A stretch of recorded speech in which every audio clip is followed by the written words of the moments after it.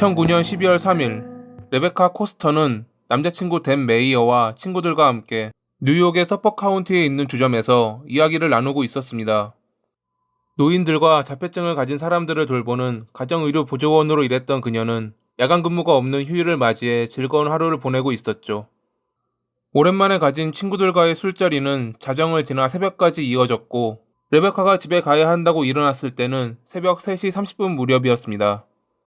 댄과 친구들은 레베카를 집까지 데려다주고 작별 인사까지 하며 그녀가 무사히 집으로 들어가는 것을 본 후에야 자리를 떠났습니다. 레베카는 어머니 바바라, 이붓아버지 레리와 함께 살았는데, 그날은 부모님이 집에 없는 날이었기에 그녀는 늦게까지 놀다 들어온 것이었죠. 항상 레베카를 걱정하는 바바라의 당부 때문에 그녀는 집에 도착하자마자 어머니에게 집에 왔다는 문자를 보냈고, 그렇게 평범했던 휴일이 끝나는 듯 했습니다. 바바라가 간호사 야간 당직을 마치고 집으로 돌아온 것은 오전 7시 무렵. 그녀는 집 밖에 주차되어 있는 레베카의 차량과 거실 테이블 위에 놓인 레베카의 가방을 보았습니다. 하지만 침실에는 그녀가 없었습니다. 잠시 밖에 볼 일이 있어 나갔나 하는 생각이 들 수도 있었지만, 항상 어디를 가도 간단한 문자를 남겼던 그녀가 아무런 문자도 남기지 않았다는 것은 이상했습니다. 바바라는 전화를 걸어 보았지만 신호만 갈 뿐 연결은 되지 않았습니다. 출근 시간인 오후가 되어서도 끝내 나타나지 않은 레베카. 그녀의 남자친구인 댄에게 전화를 걸어 레베카의 행방을 물었지만, 그는 자신도 새벽에 그녀를 집에 데려다 준 뒤로 본 적이 없다 말했습니다. 바바라는 경찰에 실종 신고를 했고, 딸의 실종 전단지를 마을 곳곳에 붙이며 그녀를 찾기 위해 노력했습니다.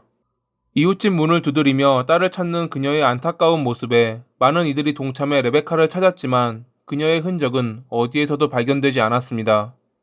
레베카를 마지막으로 본 이는 그녀를 집까지 데려다준 그녀의 친구들과 댄. 경찰은 그들을 의심하며 마지막에 있었던 주점의 CCTV를 확인했습니다. 영상에는 새벽 3시 20분쯤 주점 안에 있는 레베카의 모습이 찍혀 있었는데, 집에 갈 준비를 하고 있는 듯한 그녀에게 한 남성이 다가왔습니다. 그들은 이야기를 나눈 뒤 전화번호를 교환하듯 핸드폰을 주고 건넸고, 잠시 후 레베카는 친구들과 댄과 함께 주점을 빠져나왔습니다. 그것이 전부였습니다. 별다른 이상한 점도 없었고, 친구들과 댄의 말처럼 그들이 레베카를 집까지 데려다 준 것도 사실이었던 거죠. 레베카가 사라지고 3일 후, 바바라는 하나의 문자를 받게 됩니다. 발신자는 레베카였습니다. 댄과 함께 있는데 지금 여기가 어딘지 모르겠어요. 도와주세요. 놀란 바바라는 레베카에게 전화를 걸었지만 이번에도 신호만 갈 뿐 그녀는 받지 않았고, 결국 911에 전화해 자신의 딸이 댄에게 납치당했다는 신고를 했습니다. 경찰은 곧바로 댄의 집으로 가 집안 내부를 다 뒤져봤지만 레베카의 흔적은 발견되지 않았습니다. 바바라는 댄을 의심했습니다. 자신의 딸과 사귄 지 몇 달밖에 안 된 남자친구였고, 딸의 그러한 문자가 왔으니 당연히 어머니로선 의심을 가질 수밖에 없었죠. 경찰도 댄을 의심하긴 했지만 그것만으론 그를 체포할 수는 없었습니다. 그렇게 허무한 심정을 가지고 집으로 돌아온 바바라에게 다시 한번 레베카의 이름으로 문자가 발송됩니다. 댄이 나를 지하실에 묶어두었어. 댄에게 말하면 날 가만두지 않을 거야. 하지만 여전히 그녀는 전화를 받지 않았습니다. 이것을 전해들은 경찰은 이를 수상하게 여겼습니다. 만약 댄에게 레베카가 납치를 당했고 그만이 아는 장소에 묶어둔 상태라면 핸드폰을 그녀가 쓸 수 있도록 방치해둔다는 것은 말이 되지 않습니다. 레베카의 핸드폰 위치 추적을 한 결과 문자가 발신된 장소는 그녀의 집으로부터 대략 30km 떨어져 있는 한 산업단지라는 것이 밝혀집니다.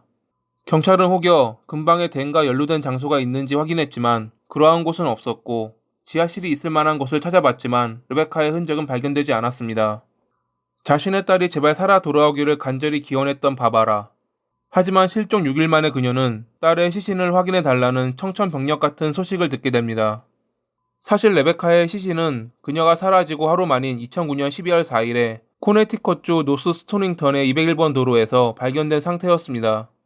그날 저녁 7시 20분쯤 201번 도로를 운전하고 있던 남성은 도로 옆 들판에서 무언가 불에 타고 있는 것을 발견했습니다.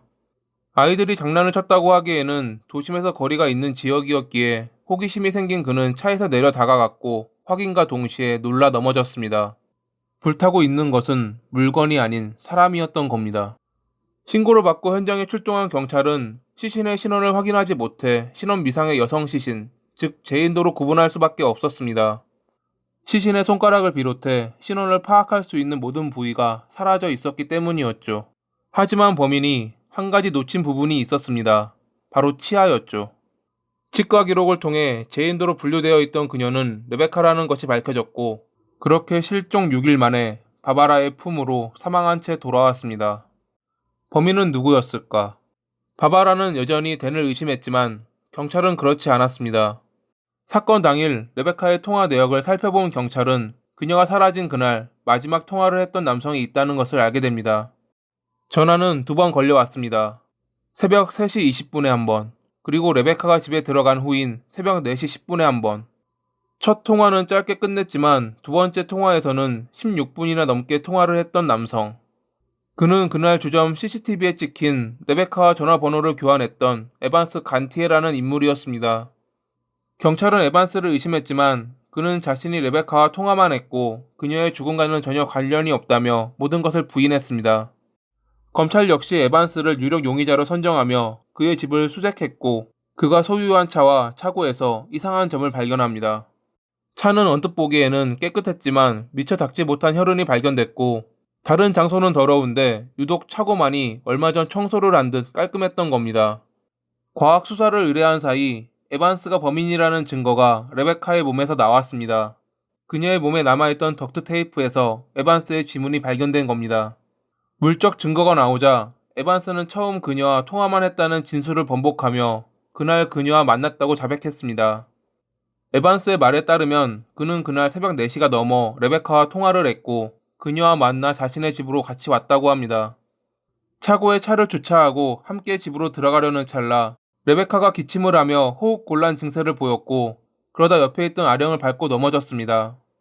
하필 머리를 심하게 부딪히며 넘어졌기에 그녀는 큰 부상을 입었고, 병원으로 향하던 도중 그녀가 사망했다 말하는 에반스. 그는 자신이 겪은 상황을 그대로 경찰에 신고해봤자 아무도 믿지 않을 거라 생각하며 레베카의 신원 파악을 못하게 하기 위해 그러한 방법으로 시신을 유기했다 밝혔습니다. 그 후 에반스는 레베카의 핸드폰을 이용해 댄의 범행처럼 꾸며 수사를 분산시키기 위해 그녀가 살아있는 듯 문자를 보냈습니다. 그는 자신이 시신을 유기한 죄밖에 없다 주장했지만 레베카를 검시한 검시관은 그의 말이 모두 거짓이라 주장했습니다. 시신이 많이 훼손되긴 했지만 그녀의 직접적인 사인은 칼 같은 흉기에 의한 간 손상이었습니다. 게다가 에반스가 주장했던 그녀가 머리 부상을 입었다는 사실은 거짓이었습니다. 그녀의 머리에는 아무런 외상의 흔적이 없었던 겁니다. 검사는 에반스가 그날 모종의 방법을 써 레베카를 꼬셨고 살인을 저지른 것이라 주장했습니다. 에반스는 자신이 오른손잡이라 간을 공격할 수 없다는 주장을 펼쳤지만 인체 구조를 보면 그의 주장이 얼마나 어처구니 없는 것인지 알 수 있습니다. 게다가 그는 간이 어느 위치에 있는지도 몰랐다고 합니다. 배심원단과 판사는 에반스의 말을 믿지 않았지만 계획살인이 아니라는 이유 때문에 그는 결국 2급 살인으로 25년형을 선고받습니다. 흑인이 백인을 병원에 데려가면 사람들이 부정적인 시선으로 바라보기에 시신을 유기했다는 것을 정당화하려 했던 에반스. 그는 결국 살인죄로 법의 심판을 받았지만 지금도 자신이 받은 처벌이 인종차별에 의해 발생한 것이라며 스스로를 세뇌시키고 있을지도 모릅니다. 오늘도 봐주셔서 감사합니다.